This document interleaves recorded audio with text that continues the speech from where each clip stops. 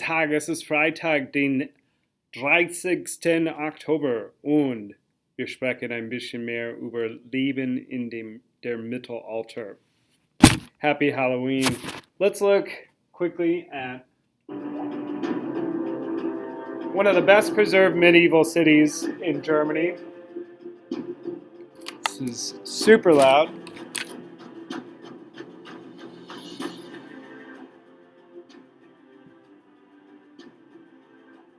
What we see here, you guys, is some aerial footage of Rothenburg ob der Tauber. And Rothenburg was largely saved by World War II bombing, and it's somewhere you could go and visit and see the city as it was going back to the 1400s. Rothenburg was in Bavaria. It is in Bavaria. It's in close proximity to other prominent towns like Würzburg or Frankfurt, or it's not too far away from places like Nuremberg, or Heidelberg. A lot of these stopping points during both imperial and then later, but starting in feudal and then into imperial times. Let's just look a little.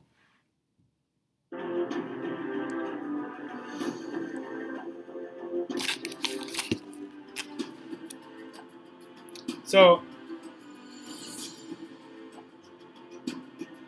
here we can see the Gothic cathedral. It's now a Protestant church. It started as a Catholic cathedral. It has a large space out in front, really intricate woodworking inside. It's really a neat place. This isn't too far away from our Zentrum. Yeah, so some more views of the cathedral.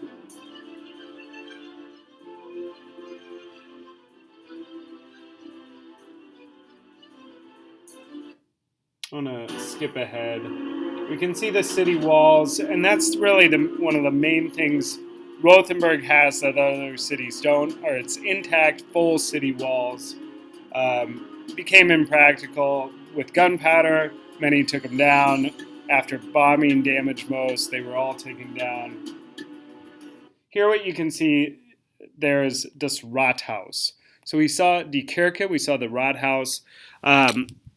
And right in front of the Rathaus, we have our third factor in a medieval city, our Marktplatz. And in larger medieval cities, you're going to have multiple centers. And within, a larger city and a main center and square and church and marketplace, but you also have others, smaller ones throughout. The reason I wanted to show that is just so we could have a visual sense. The reading we did on page 46, you can pull out your PDF text if you want, but I just want to go through the main points, and then I'll let you get going.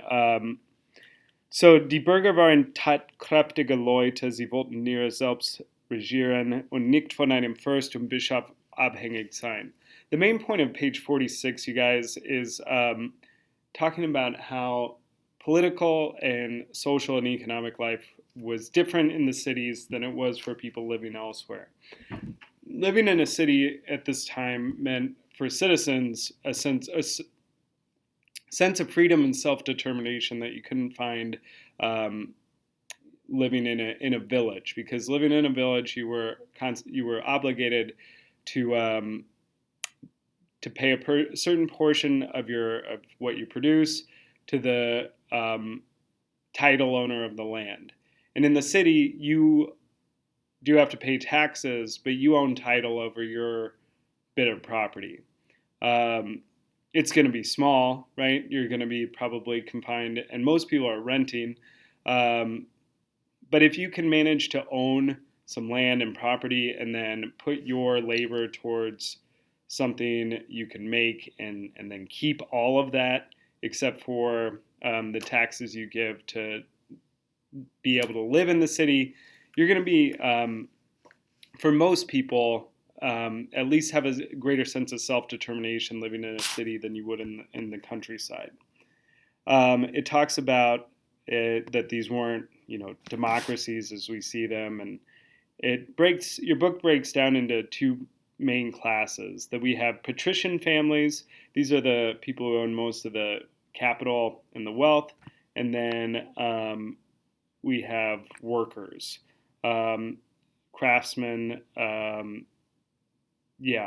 farmers in agriculture, um, and then laborers.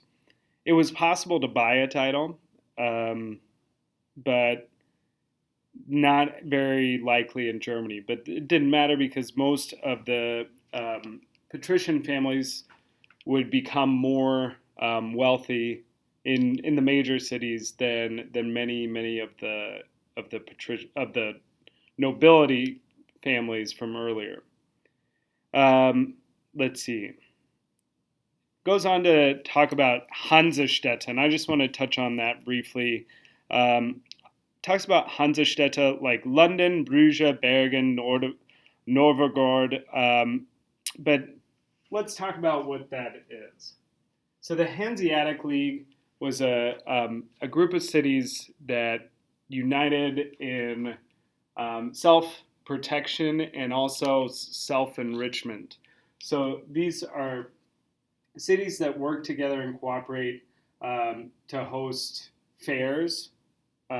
This was a way to spread ideas, to spread products, to make new connections, make money. Also, to protect their shipping lanes and transport. They worked diligently to fix prices so that competition didn't have to be a thing and they could make as much money as possible, because why not? If we're competing against each other, inevitably one of us is going to do better than the other. Why not fix prices? So this is called a cabal, and works pretty well as long as it works and nobody deviates from it. We have cities as far over to the east as Reval and Novgorod. That's in what's now, I don't want to say it incorrectly. I think Belarus, but I'm not sure. But we've got Riga in Latvia, Königsberg, which is now Kaliningrad, a part of this Russian enclave. Oops. Danzig, which is now Dansk in Poland. Rostock, Hamburg, and Lübeck. Lübeck is probably chief among these Hansestädte. Lübeck lies here in the middle. It kind of brings all these axes together, and it gains a lot of wealth and power by bringing these different cities together. Bremen is a big one. Hamburg, Wismar. If you remember one, remember Lübeck. If you remember two others, remember Bremen and Hamburg. Bremen, Hamburg, Lübeck. Kiel is another great one. It's not on this map. But we've got our northern Baltic cities banding together to cooperate, protect each other. So they're going to engage in protection against piracy as well as fixed prices. That's a question on the Die Stadt study guide that we covered it very briefly today, and I wanted to give you guys a sense too. Short 8-minute lesson today. I'm going to get going home. Tschüss. We'll revisit more of this study guide and try and get wrapped up next week. So, Dankeschön.